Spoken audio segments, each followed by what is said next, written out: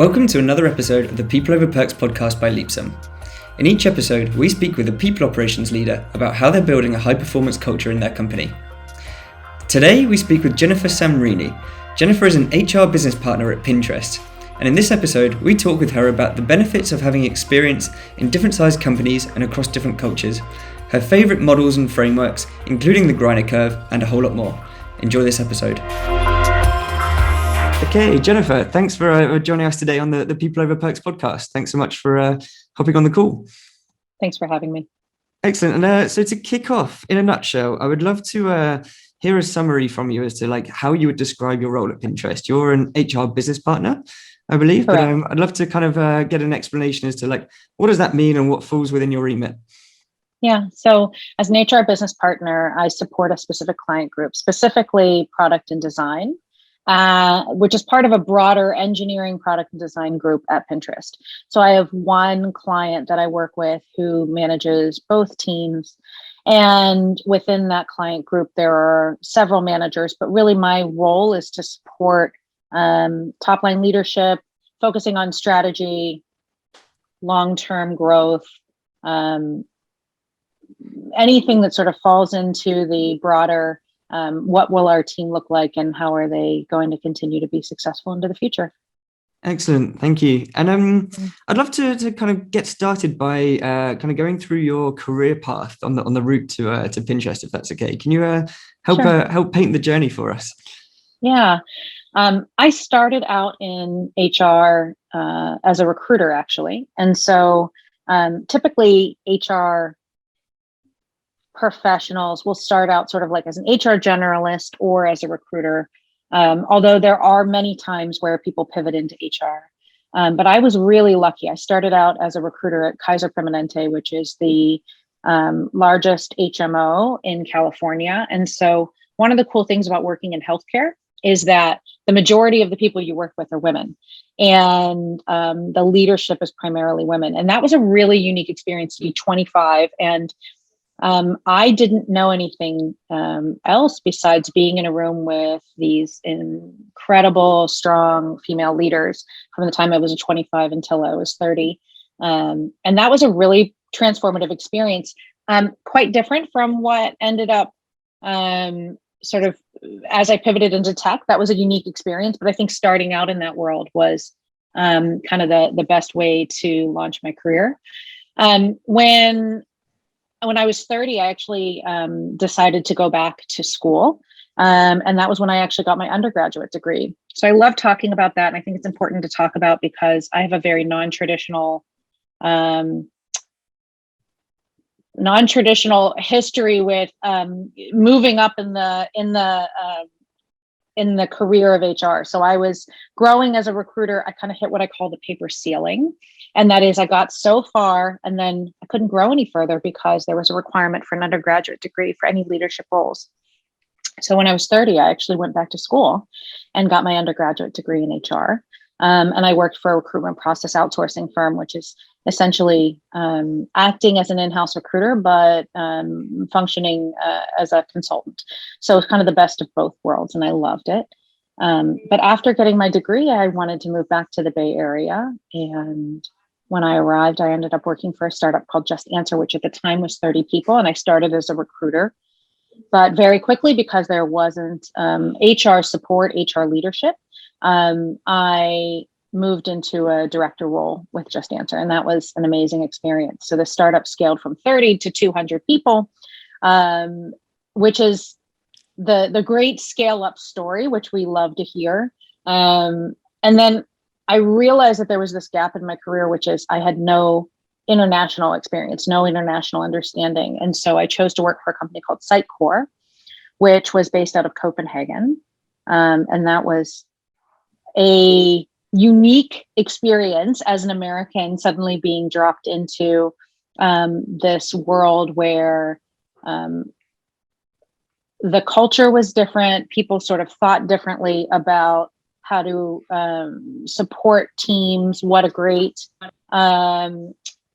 contributor within your team looked like, how you grew in your career path, what the education levels were. I mean, everything is just quite different from the United States.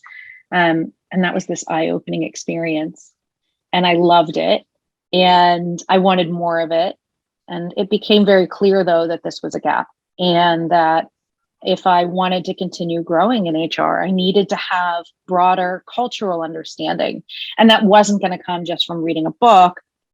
It needed to be more immersive. And so I made the decision to go back to school and decided to do that in Europe. And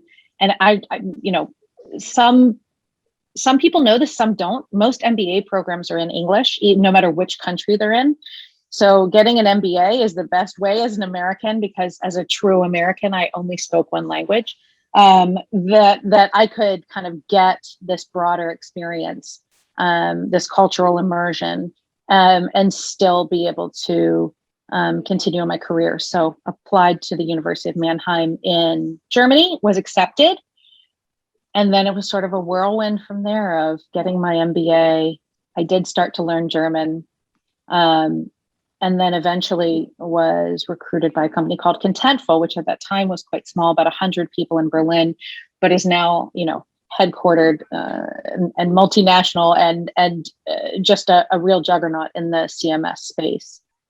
That was an amazing experience. I actually recommend when I speak with other HR professionals, you need to have this experience of living and working in another country. I struggled tremendously to think through how to take people practices and programs and make them successful in a country where I couldn't read some of the contracts. I couldn't necessarily understand everything that I was reading. Berlin is an incredibly multinational city, multicultural city. So most of my employees, when we had 52 different nationalities and ethnicities within the building. And then taking that and broadening into, we actually spun up our San Francisco office while I was there. So all of a sudden, everything old was new again, right? So I had to take what we were doing in Germany and bring it back to America. I think a great example of that is the education stipend that is so common in Germany. Everyone, it's just accepted that you get this, you're going to have an education stipend and you're going to use it. And it's actually quite uncommon in America. It is done, but it's not as common, and people aren't sure how to use it. And so how do you convey the importance of something like that? How do you convey why it's important to Contentful and why it's important to the growth of the organization? So there were all these sort of challenges that came up coming back to America, as it were. Interesting. Thanks for sharing that. I think, super interesting, as you were saying, about hitting this paper ceiling where, yes. I'm sure you've probably got many opinions on the pros and cons, or obviously using university degrees as a signal for hiring. I do think it's interesting. When I was in Europe, and in particular, like I said, Copenhagen was sort of my first destination outside of the US, and everyone in the room had master's degrees. Everyone. Mm-hmm. Everyone had done internships. It was just sort of commonplace to have an advanced degree, which is unique versus America. I do think that the sort of normalcy of advanced education is ultimately a positive for other countries. And I think it's an area where America certainly could use some additional support in the future. I think we're getting there, but people are also, it's so expensive. One of my favorite topics over a glass of wine with people in Europe was to ask them, how much do you think it costs to get your master's degree? How much do you think it costs to have a baby? There's just healthcare costs, et cetera. And so it's just a different cost structure. But the parity and this sort of equity of education across Europe and, of course, the Nordic regions, I was always impressed by that. And I think it ultimately is a positive for the countries. Yeah, so interesting. And obviously you've been on quite a wild ride then with a number of different businesses. And yes. I'd love to hear whether you have any kind of frameworks in mind or decision-making criteria that you've used along the way to help you evaluate different opportunities as you've kind of made those moves from one place to the next. Yeah. In evaluating opportunities, I typically look for outstanding leadership that I'm going to be partnering with. I never want to be the smartest person in the room. I love being around really smart, really ambitious leaders, and I look for that drive within the organization as well. Do they hire? Do they hire for potential? Do they understand the future of the product? Are they able to articulate sort of where they're heading? Is the vision there?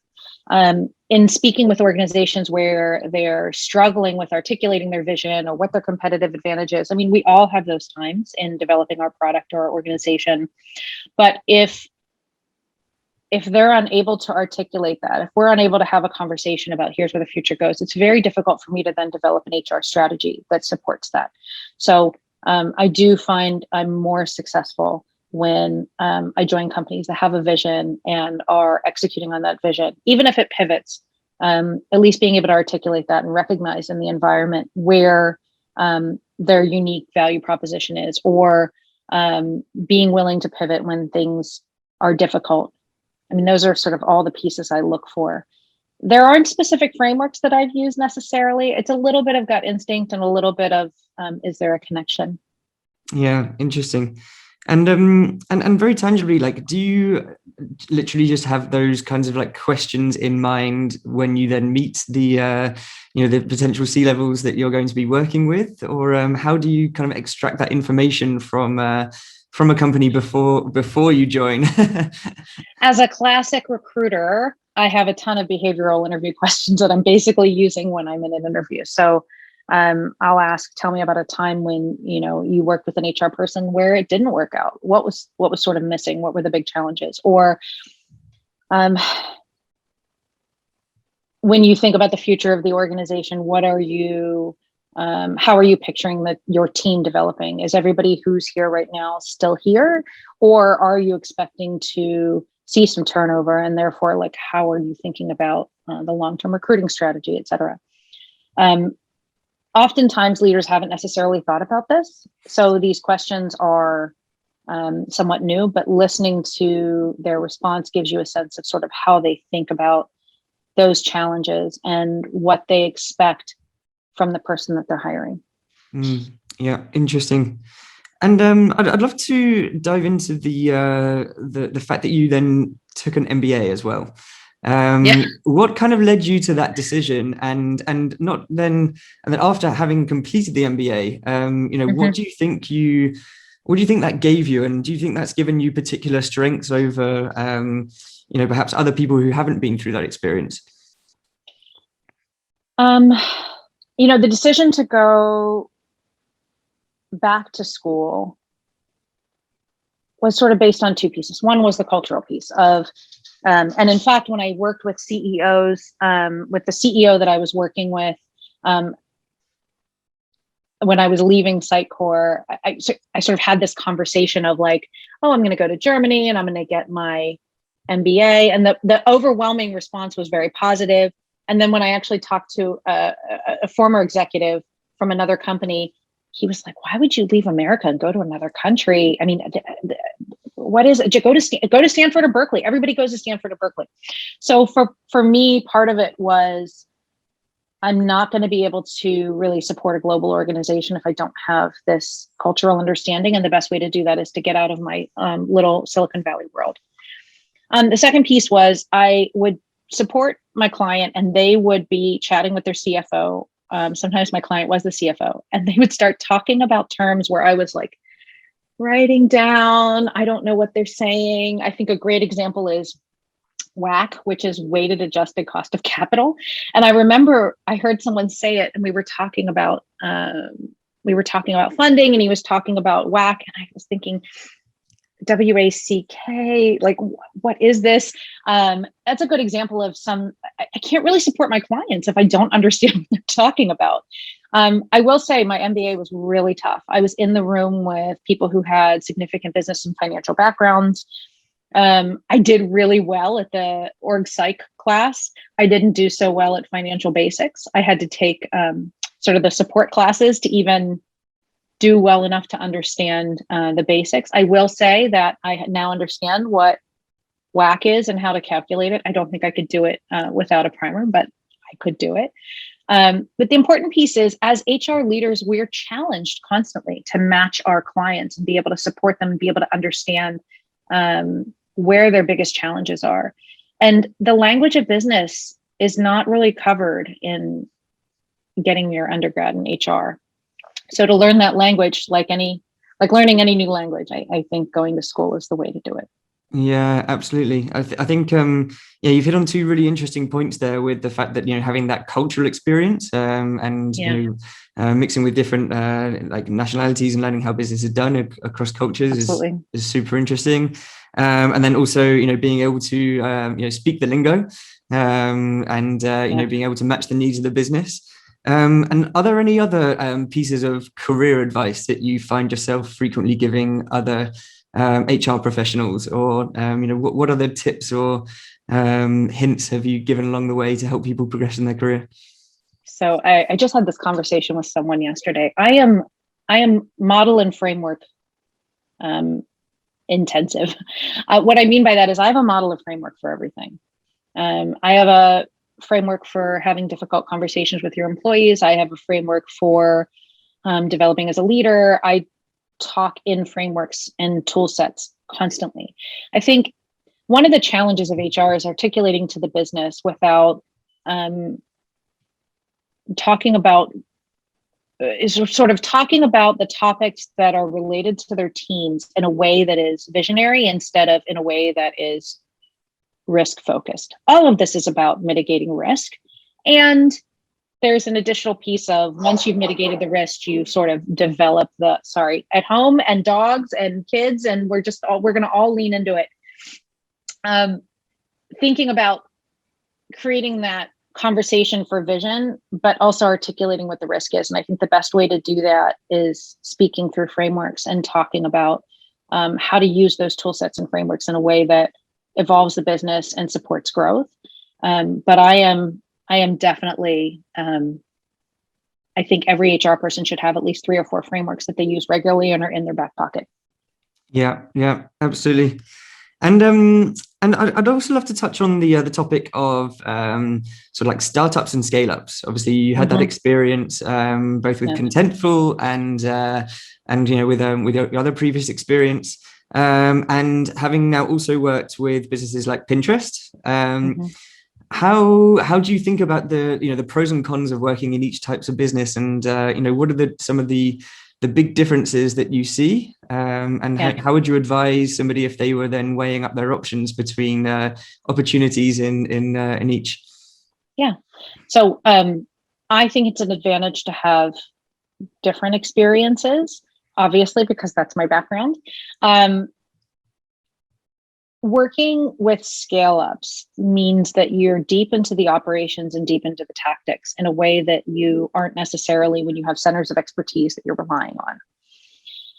The advantage of coming from the startup world is that I understand what my centers of expertise are struggling with, right? So if I'm speaking with my recruiting leader or I'm speaking with the L&D team, I have implemented, not to the degree of a, you know, multinational 3,000 person company, but I have implemented programs related to L&D. I understand recruiting. I have the sort of like basics of how to conduct an investigation. Do I need to do that investigation? Not necessarily. Now, with that said, working at a scale up means that I do have more hands-on and just general influence across each of those practices. So if I feel like I'm seeing my leaders struggle in a particular way, and I think we need a new L&D intervention, and I'm at a scale up, that's just a matter of sort of articulating that business need, presenting it, managing the change, and implementing. In a larger company, I have to influence. I have to articulate the need, go back to the business. I might hear no. I may need to find an alternative way to support the business in the meantime. You need to really start practicing your influence skills in a very real and very tactical way. So it's different. But I think they complement one another. I think I can understand the business more effectively because I've had this experience that was at 100-person company. And I think that when I am advising my client and they're talking about where the challenges are, I can understand that they started this business at 100 people. So I remember what it was like back then, even though I wasn't here. I think one of the challenges of HR is you come into a business and this is the house you live in, but it's not the house you built. So you have to live in this house. You have to figure out, you have to understand what went into building it, and understanding that history, even if you weren't there, is really important. Super interesting. Yeah, thank you for sharing that.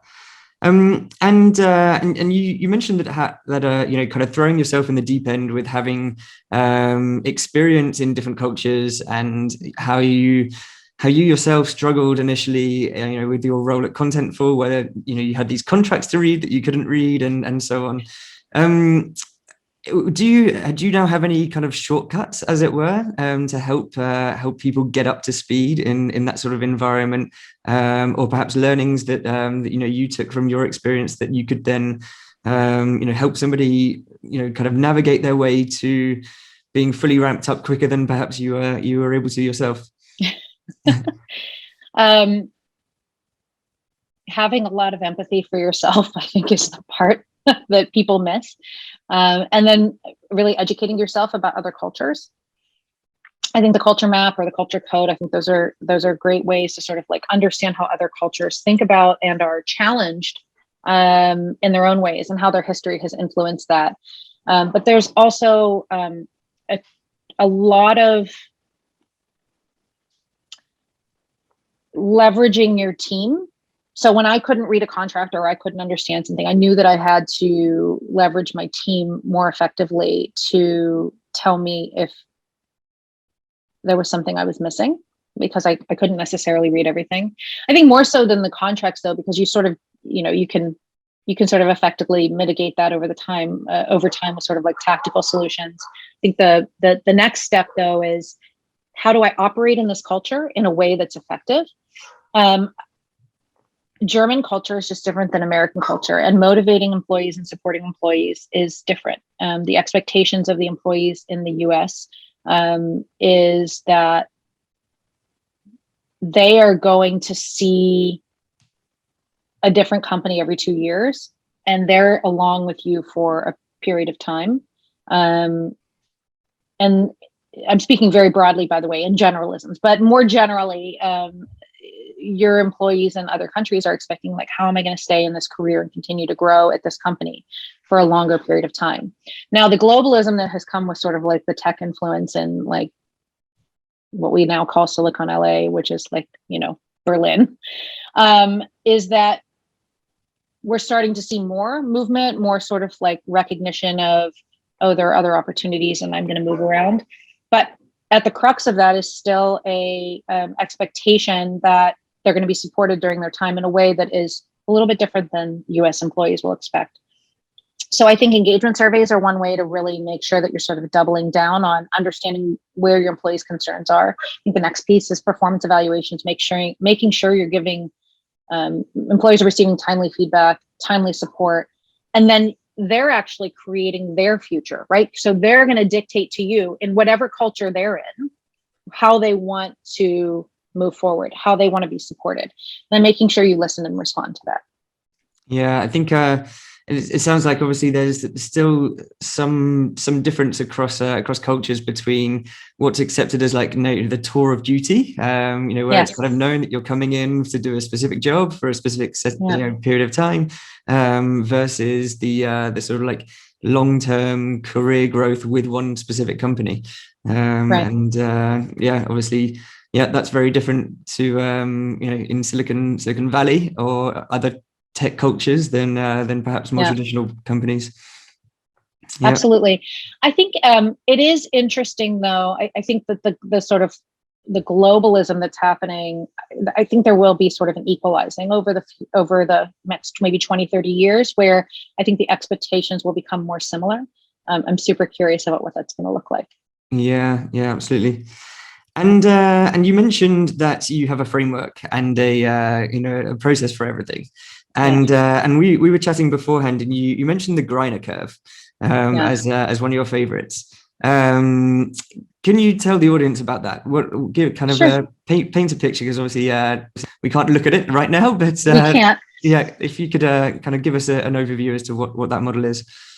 So the Griner curve identifies sort of the natural curve of organizations as they grow. And what that means is in the beginning, it's all about creativity. It's a great example. So that's sort of like level one, the founder and the original employees. It's all about being creative and finding that niche and iterating. And there's an excitement. But then after a period of time, there becomes crisis point. Crisis sounds negative, but the actual sort of like crux of it is over time to move to sort of the next level, even to grow as an organization, whether that's employee growth, revenue growth, et cetera, you have to start putting processes in place. So what you'll find is people who were sort of had this like ultimate freedom and creativity now start to see some processes come into place. And there's a reaction to that in the business. And there are continual crisis points. There's about, I think there are like 5 levels of the Griner curve. There are specific crisis points that are outlined, and you, as an employee, will feel it. And as a manager, will hear it from your employees. I don't have as much freedom. I'm not as happy as I was. This place is changing. I mean, it happens in every business. And managers will react to that in different ways. And my goal with my clients is always for them to be able to have a self-awareness that is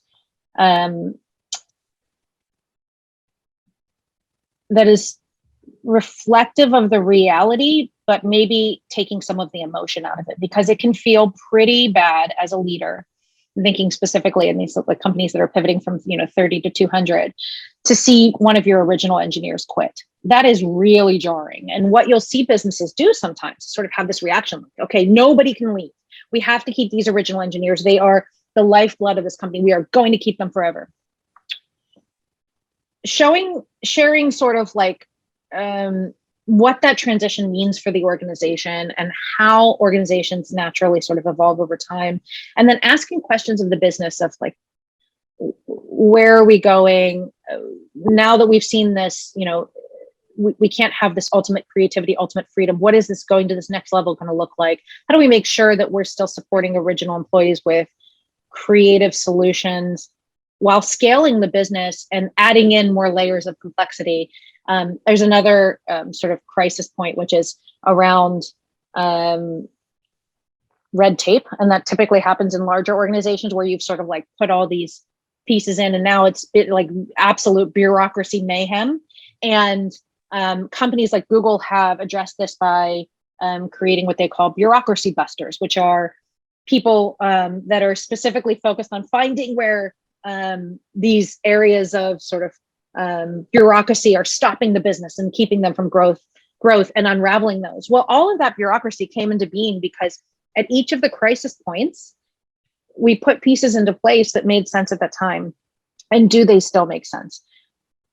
By using something like a model, you take some of the emotion out of it, and you can see that other companies have struggled with this and sort of correlate it back. And in the same way that I just shared with you about Google, I think understanding the business landscape and how other companies have sort of responded to these issues in the past is really powerful for leaders to be able to take some of the emotion of my original engineer just left out of it and start to execute in a way that feels more the word I keep wanting to use is emotionless. It's not it, but just not making decisions from a place of emotion, understanding this is the natural course of business and this is where we're headed, and we have to sort of stay focused on the vision. Excellent. And so I assume that can be applied to any business, any stage, any team. And I imagine you also have kind of different teams at the different phases of the Griner curve within, the larger organization as well. Oh, Andy, you nailed it. I mean, there are sort of emerging teams that are still in the creativity phase in 10,000 person companies. And where this becomes a challenge is making sure that the centers of expertise are supporting those employees that are maybe in one of the emerging products groups in a way that makes sense for them, while still supporting the rest of the business as they're trying to unravel the red tape. So it's a dance. It's a real nuanced dance. Sometimes when I have client groups that say, well, how I manage my team is different than how she manages her team, and we're just very, very different. I'll use the curve to actually say, do you think maybe she is needing to delegate more because of where she is on the curve? What is different? Why is that team sort of operating in a different way? And by having something that, again, is outside of themselves and not personal and isn't based on maybe a negative experience that they've had, I find that objectivity can lead to in sort of like tremendous solutions and results. And do you find that leaders are usually pretty good at identifying where their teams are on the curve, or do you sometimes find that it takes a mirror to be held up for them to really understand? I do. I mean, maybe I've been lucky to just work with amazing leaders, but my leaders that I've shown the curve to, there's this aha moment, and I do feel like they accurately articulate where they are. And I haven't had, I just feel like I've been really lucky to work with some amazing leaders over time where they've showed me their own models and I share models with them, and we sort of have a great repartee, and they're self-aware enough. But I think some of that is also identifying companies where I'm working with leaders that are self-aware, because I think that's, again, so important. If someone identified, oh, I think we're at this stage, and I felt strongly, I think this is where the influencing of the HRBP, and I talk about this a lot, how to be an effective influencer is very, very important, and influencing in a way that is acknowledging their experience, and then at the same time holding space for other realities and sort of exploring those with your client. I think that's just really important and a key skill for a great HRBP. And do you have any resources or tips for anybody who is looking to learn how to become better at influencing? I think mindfulness is probably your best bet. I do believe in meditation and mindfulness as being a big part of being a fantastic influencer. I think sometimes influencing is somehow conflated with manipulation. I think instead it's just holding space for a lot of different opinions, a lot of different ideas, and then using strategies to figure out which of those opinions or ideas are the best for the business, the best for the employees, and are ultimately getting us to our goal. So mindfulness is helpful, and a lot of Socratic practice, a lot of tell me more, and what if you did have the answer to this problem? What would that look like? I talk about models again. I think Fierce Conversations, which is a fantastic book that I highly recommend everyone read. Fierce Conversations Mineral Rights Model, which is a model for really getting to the crux of an issue. The idea is that when you're mining, you want to go as deep as possible. So really going deeper and deeper and deeper with your client. I use that model all the time in conversations with my leaders, and I find it to be a really effective way to make sure we're talking about the most important things, and then also deep diving far enough into the issue that we're able to actually come up with the best solution. I love that. Excellent. And so thinking about sort of HR challenges, like very broadly, are there any particular challenges that you wish you could wave a magic wand and have solved? What are some of the thorniest issues that you think kind of exist for HR professionals that that you wish there was a good solution for? Not so much waving a magic wand, because I don't have a solution for it, but I think the HRBP model, as originally developed, I think it was developed in like 2009. I remember first reading about it and being like, HR is finally getting a seat at the table. I think we need to be doing more around that. So we have a seat at the table, now what? Where I have seen HR professionals struggle is getting a seat at the table, but then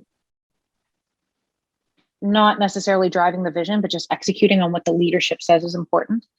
Again, back to the influence piece, but I think iterating on the HRBP model and continuing to evolve what it means to be a support to the business and an advisor, a partner to your client. I think that's so important. Again, my current manager and I actually had a walk yesterday, socially distanced with masks on. But one of the things she said, which has just been rolling around in my head, is what does it mean to be a partner? Like the last word in HR business partner is partner. What does that mean? And your partner is someone who you sometimes might disagree with and that you also support. And that is more sort of like broadly someone you're really next to and walking next to, not behind, not in front of. And so getting that balance right, getting that rhythm right, I think that's probably where I see a tremendous amount of opportunity for HR business partners in the future. But again, I can't wave a magic wand because I don't know what the sort of like perfect space looks like. I think it continues to evolve. And the fact that that model, was developed over 10 years ago and still has so much opportunity and is continuing to be iterated on, I think is commendable. And I think when I sort of think about that word HR business partner, I think there's just so much more to be doing there. Excellent. And final question to round out. So shifting from the problems to the things that you're particularly excited about. What are some of the developments that you think are truly pushing new ground in HR, and where are you looking forward to things heading? Yeah. Well, I think COVID has put us all in this new space, hasn't it? Future of work is suddenly so important and so different than where we thought it would be. But I also think that in America in particular, and I imagine that in Europe, it's also the same, Black Lives Matter, the Me Too movement, just general social justice work that has been done over the last year, and the progress that we've seen means that employees are really expecting their organizations to step up and be a part of the solution in a way that we didn't necessarily see in the past. And that means for employees also having more control over their career and their growth. I mean, we see so many digital nomads now. What does that mean? What does it mean to grow with an organization? I'll throw one more model in, and that's 70-20-10, which is how people, it's a learning model, and how people basically evolve their skills over time. 70% of it is experiential, so like on the job learning. And then 20% of it is sort of that social piece, like mentors and your boss. And then 10% of it's like the formal piece. And I'm seeing more and more employees like recognize that 70-20-10 is so important. And they're making sure they're taking on projects, and they're making sure that they're having experiences that really round out that 70 and not just waiting for the formal training. I love that. I am so inspired by our employees, by having these conversations with team members who are taking control of their careers and recognizing patterns and systems that don't support them, and sort of breaking those. So it's been an amazing time to work in tech, and I continue to be inspired by these employees. Amazing, and that's a great note to end on. So Jennifer, thank you so much for the conversation today. Thank you for having me. It was wonderful. Really enjoyed it, and enjoy the rest of your day. Thanks for listening to this episode of People Over Perks by Leapsome.